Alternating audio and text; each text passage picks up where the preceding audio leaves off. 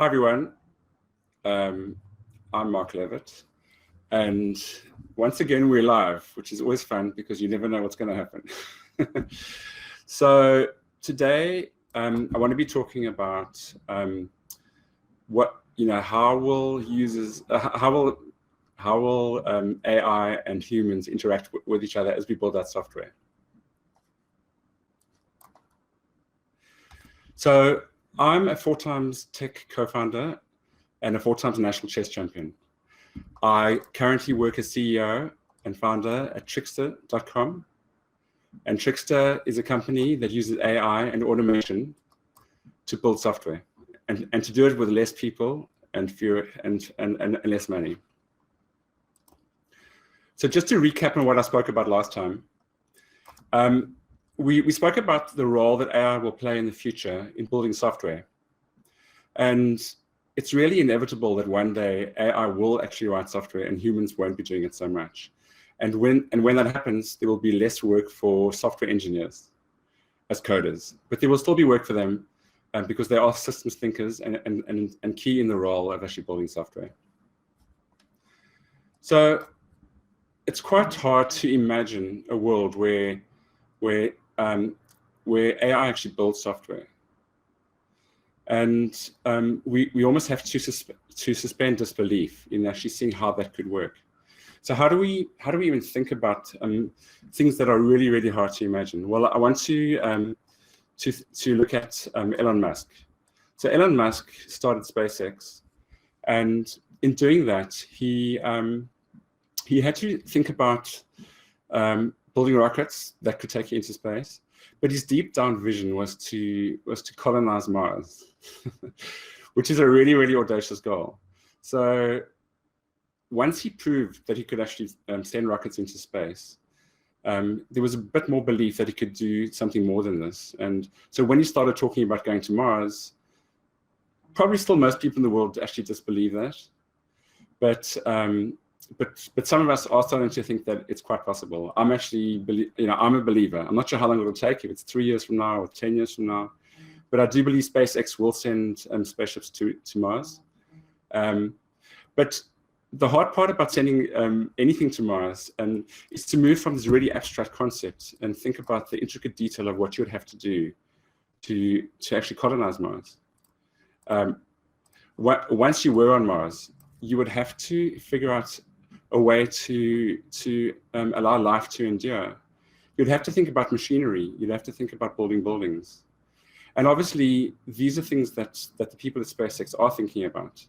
They're coming up with concepts of 3D printers. They're coming up with ideas of sending all kinds of materials to Mars in advance. They're thinking about terraforming. But in order for them to start being concrete about this and to actually break this down into systematic detail, they had to overcome their disbelief. Similarly, we have to overcome our disbelief that one day AI will write software and will be part of the entire process of building software. And in doing that, take away work from humans of certain types, and potentially, hopefully, humans will find other roles within this. So for us to really understand this, we need to think about what roles do humans currently take in the software building process. So generally, I see that everything seems to be flipped around. Oh, no, it's not. Generally, in building software, it starts with a business thinker who has some kind of big idea. And that business thinker may be a very business person, or there might be a technical person playing a business role, but they're definitely wearing their business cap in thinking about this big idea. So once there is a business idea in place, the next step is to get software builders to build the software out. And software builders take on all kinds of forms. So there could be software developers and coders is what we would normally think about. But there's also UX people. There's software designers. And there are testers. There are many different parts to this. But essentially, that's a group that does software building. But there is a really complex problem here. And that is, how does the business person take this really abstract, fluffy, big idea and express it in a way that the software builders can understand. Generally, there's some form of communication gap. And so we need to have the role of interpreter, where the interpreter can actually take the concepts and kind of, take this out of the head of the business person, and then repackage that so that the software builders can understand it, and then take their ideas and thoughts and translate that back to the business to the business person. So this is one of the big problems in software in general, is how do we actually do this process? Well, so a systems analyst have taken on the role of interpreter. In some lucky cases, the business person may be technically able to express their concept to the builders. But the role of interpreter or business analyst is key. And then the final piece of the puzzle is the end user. That's the person that will actually use the software that's been built. And so even though there are many different blurred edges of these roles, these are the key elements of building software. You have the business person, you have an interpreter, you have the builders, and then ultimately you have the user. And through this, we build software that the user uses. But the story doesn't stop there. There's a continual cycle as the business people start getting feedback from the software users, and then they have to refeed some of their thinking and some of their new ideas back through the interpreter and to the software builder.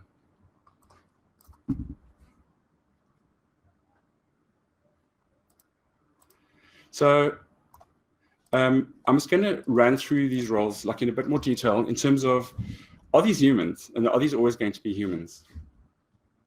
So let's start with the end user. Is the end user a human? So normally we always think about the end user as a human. They have an application, they interact with it, they maybe press a few buttons, something happens. But in many cases these days, we have other systems that are also users of software. They are not human, and in many cases they've been programmed through application programming interfaces, APIs, to interact with the software system. And in my view, in my guess, I would say within the next 5 or 10 years, probably 99% of all the users are going to be bots, AI systems, and basically other types of systems that can actually interact as the end user. So even though it's almost fairly obvious to us that is a human, it's not a human right now always, and it certainly will be far less human down the line. In terms of the software builders, so we always think about coders and their role, and how building software with coders is sacrosanct. But what we've noticed in the last many years is that there've been more automation and systems that's come through. There've been low-code platforms and no-code platforms, which is a new category where there's more automation in the building of the software, where there's less humans involved. Some cases, no coders involved in the coding process. And once again, I think down the line, as AI comes in as part of the low-code category, we will find that there'll be far less humans building software. And in terms of the interpreter, that's a really key role, because you have to capture the intent of the business person, so you can actually translate that to the builders. The role of interpreter is starting to change because of the automation and because of the changes due to low code and no code. The actual role of interpreter in many ways blends in with the software builder, and in some cases blends in with the business person. But because of the automation around this too, with visual tooling, we're actually finding that there's less, there will be less human interaction in this role. And then finally, we look at the business person. And, I guess the question is, throughout this entire process, where lots of these parts can be automated, lots of these parts can actually have AI coming in and doing things. But how do we replace the business person in the whole process? Because they come up with the initial concept. They have to work and find the idea that's actually going to solve their problem. And until we have a general AI type system where there's general intelligence with some form of consciousness, which is going to be a long way down the line, it could be decades still, even though feels we 5 to 10 years away from something along those lines. I think it's probably maybe more like 20, 25 years and maybe longer, where the actual creator of the software and the person who comes up with the idea is going to be some form of AI. So I would like to think that that is where everything starts, is with that business person and the way that they think about their system, and then various tools, including AI, including visual tools. And so the question really is how, in a more AI-driven system with more automation, how would you capture the intent of the business person and flow that through the entire system to interpret that and then to ultimately build something that an end user could use. So it's at Trixta, our focus is on using natural language processing and interpreting information, which could be in English and written language, and actually interpreting what the intent of the scope is, which comes from the business person. And we also have visual tools that allow the business person to express even more what their system is.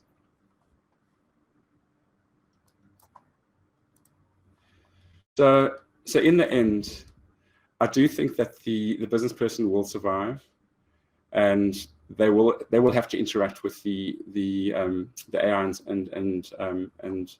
and ways of building code in the future. So with that, I'm going to open up the queue for questions and comments. So we're going to start out with Gordon Mayer.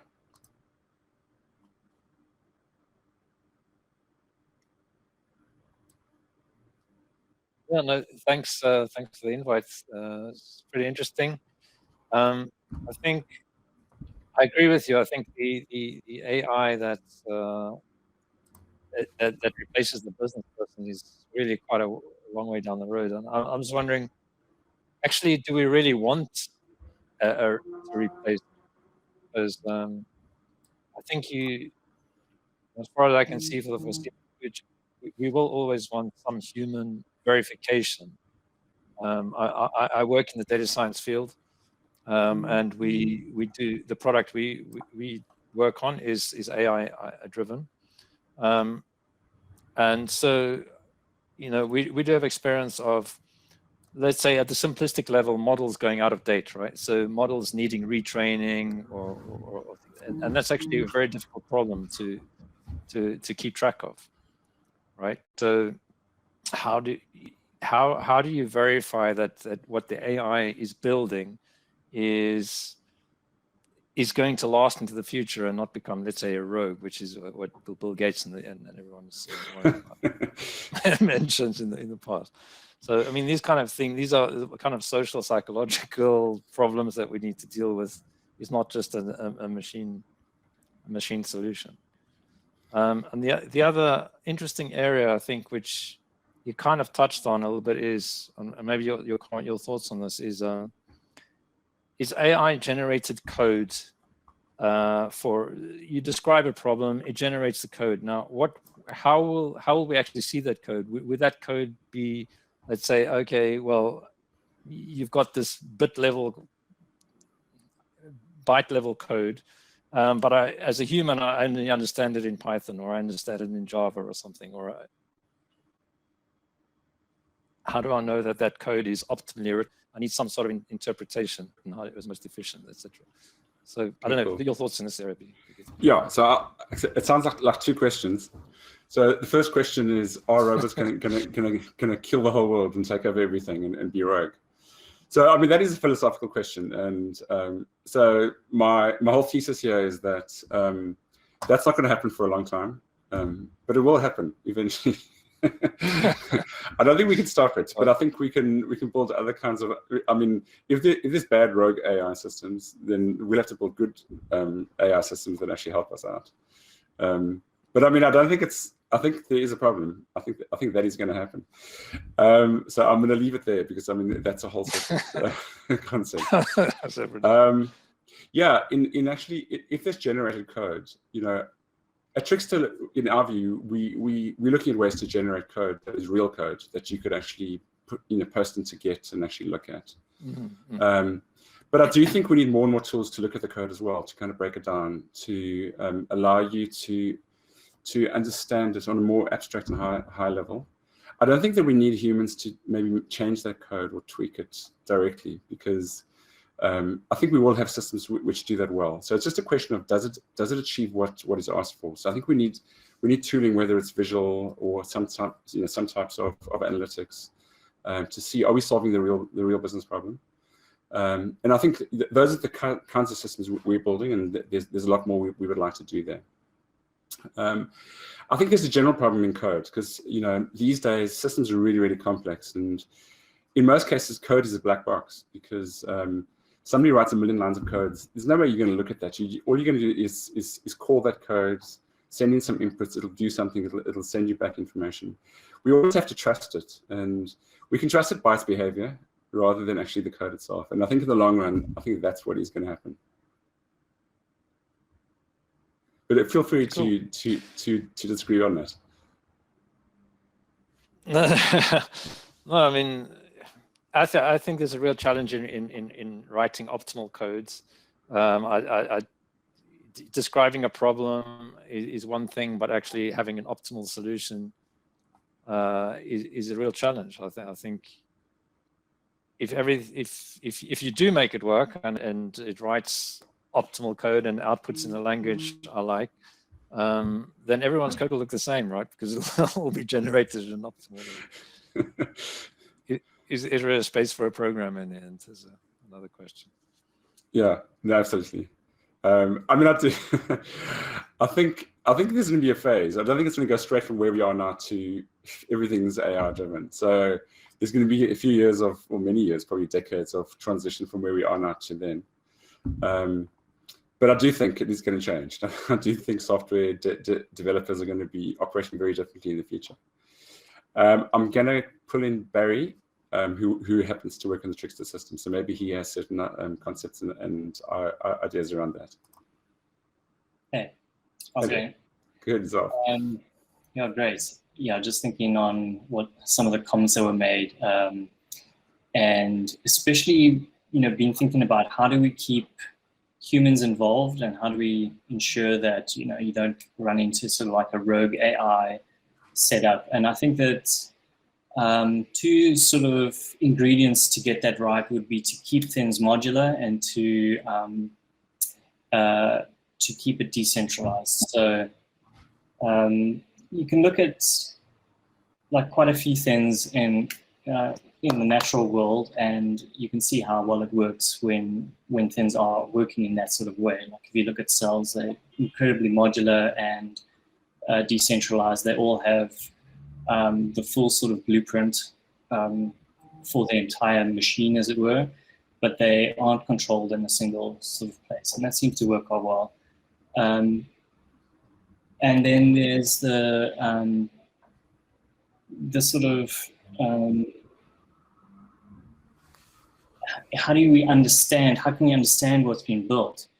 And I think that the way to do that is to interpret, is to talk in terms of output, and look at what the output of a piece of AI is, and look at the side effects that it would create. And I think that for us, it's a bit of adjustment, because software is kind of a bit, it's very flexible compared to things that we're used to as humans naturally. Like we're used to things in the real world, 3D objects, but they're very much, I would say, similar to machines. And we've created machines, real world machines to great effect. But we've often, we've kept the complexity sort of inside the box, and we've given ourselves knobs and dials and levers and things like that. And of course, you can create quite frightening machines, big machines or whatever, or very useful ones. So I think there is going to be a responsibility in terms of what you build, and ideally not make it too big and powerful, but sort of break it down into smaller assemblies that can be managed and understood in that way. I think the AI we've got at the moment, or at least the machine learning, it definitely tries to close over an entire problem and sort of crunch that entire, objective down into one sort of formula. But then you got to retrain it every time something new changes, or, there's obviously exceptions to all these rules. So yeah, I think there's a balancing act between the two. I'm quite excited. I haven't seen Flip in a while. So he's next in the queue. Yeah. Yeah, and like, is anything I said makes sense? Because obviously, yeah, it's very well, it makes sense to me. I do think that people think, yeah, I think you're right. People think that an AI system is some amorphous thing that just does everything. But it's not really going to be like that. It's going to be a multiplicity of different systems that interact, and you know, the AI maybe coordinates some part of that, and may do some of the work in different places. There may be multiple different AIs doing different things. It's not going to be one super AI genius AI that does everything, which is, I think, what most people do think. And I think, and also, you know, the code issue. I mean, if you look at if you look at machine learning right now, you have inputs. It does something, and there's an output.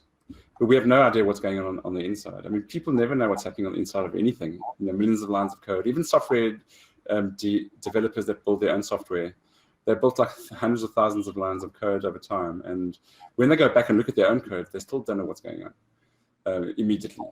So I think that obfuscation is normalized way, and I think it would be accepted. I think really it's about how does the software behave.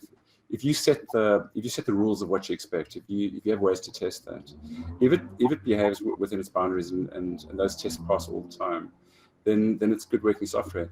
If the AI is watching and it's breaching rules, the AI could actually start to adapt the software in real time. But I think humans would necessarily always be involved in that. I guess getting AI involved in figuring out how to better test itself would be quite powerful. So to sort of know that it's, you know, where its weaknesses are, to sort of improve, or, you know, how could you test its own logic better? Oh, it's fascinating. Right, I'll move on to your next guest. Thank you. Hi there, Flippy. How you doing? Hi, long time no see. Long time no see. Yeah, it's good to, first time I'm using this format. It's quite like, you get like nervous as the counter comes down. So yeah, there's a lot of stuff to unpack, obviously, with this viewpoint like this, the whole general intelligence aspect, there's the machine learning, data science sort of side, there's the whole goal-oriented sort of, and then there's unpacking like, what do you mean by coder versus like non-coder, all sorts of stuff. But I think a couple of thoughts. Like when you think about sort of goal-oriented stuff and the general intelligence in the sense of like, how does an AI correct itself, or corrigibility, or whatever, so to speak. Like there's a lot of nice videos on the Computer File channel on YouTube by a guy called Rob Miles. He's sort of an AI researcher at the, I think it's University of Nottingham. His stuff is quite popular, and he goes into sort of the more sort of formal research of like, there are certain problems in general AI, like you have the stop button problem, you have corrigibility, you have sort of the utility function, changing the utility function. Like there's some gnarly, like philosophical questions there, like which do not have easy answers. And I think it will be interesting to see like how this kind of thing deals with those going forward. And then the other thing I think I just wanted to touch on was sort of the idea of ambiguity and disambiguation in what your goals are and what you mean, and sort of meaning, because as an engineer, like a lot of my time is not writing code.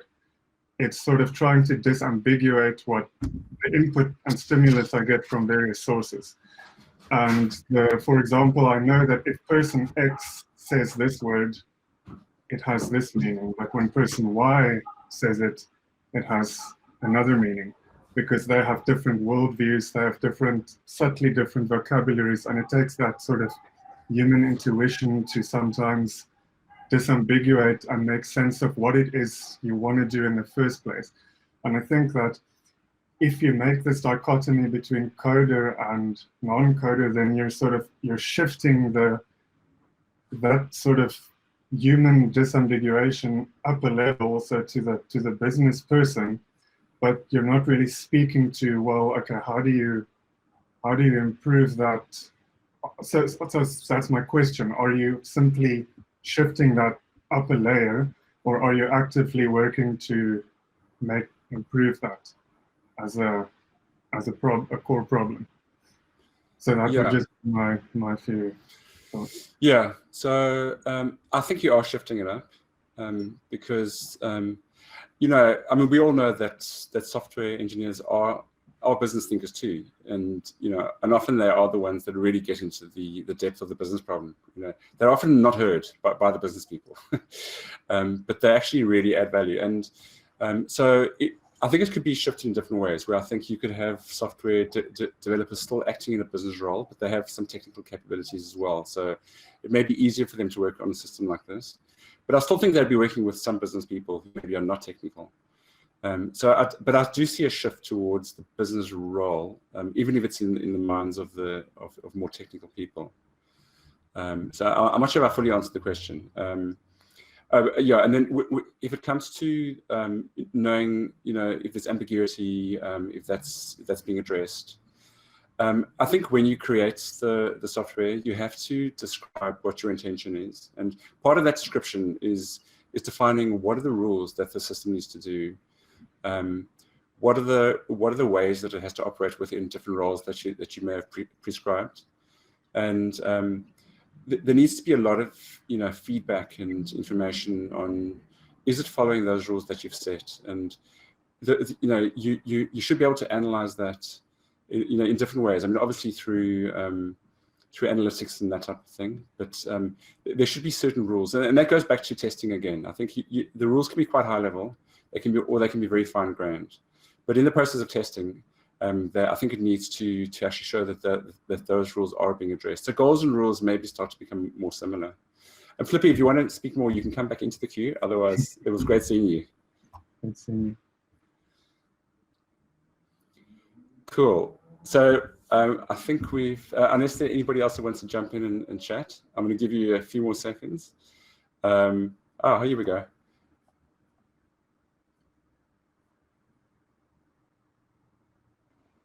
Why not say? Yeah, the how to make something less ambiguous has been quite a challenge. I think that there's two things that we sort of are banking on, and that is, one is to get better feedback, instant feedback. So to reduce the time with which you build and then see what happens. You know, get that happening much quicker, so that you can, a group of people can immediately see that there's some sort of, you know, what the word that they've said, their you know, person has said X or Y, to use Flippy's words, is to,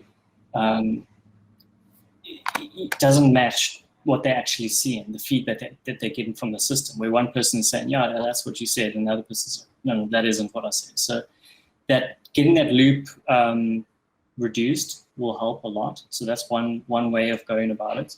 And the other way is to almost set up like sufficient perspectives on what you've built, so that it almost creates like paradoxes when there is ambiguity between what someone's saying and what they want. So we've got these different concepts in Trixta. You know, we've got roles, agents, flows, steps, all those sorts of things. But in the end of the day, they all compile down into functions.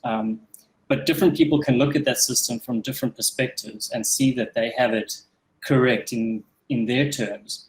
But because everyone's working in the same system at the same time, it will force that to necessarily be true in the other views as well, or it just won't work.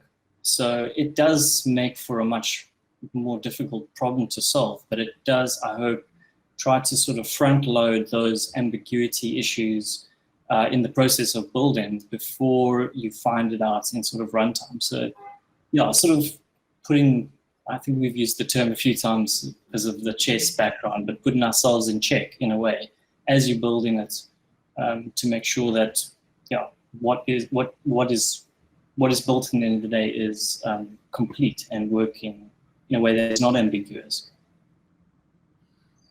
Yeah. Wow. Yeah, excellent. And I think I'm just going to take the opportunity to ask you one quick question. How many years do you think it'll take before the software that, AI actually builds the software end to end, with input from business people and some systems thinkers. And maybe, when do you think it will happen? And when do you think most people will actually, follow through and actually do that? The companies will actually pick it up, and maybe 70–80% of all companies will actually be doing it this way. Yeah, I guess there's also, what do we want? So I still do want. We kind of starting with middleware in a way, and that still gives people the opportunity to sort of bring their expertise and their creativeness to the sort of end nodes of the tree, if you think of it as an entire tree. So get the AI to sort of handle the branches, but let people express themselves and do different things on the ends of that. But yeah, so I think that we'll see that happening first. So on the sort of middle layer, I think a lot of anything that as a software developer you feel like you routinely do whenever you start a new project, a very boilerplate, code-ish, that kind of stuff, I think will be the first to disappear. And it will just be the novel things that people will focus on. And then you'll probably find we will use specialized AI for those particular tasks. So you might spend your time training.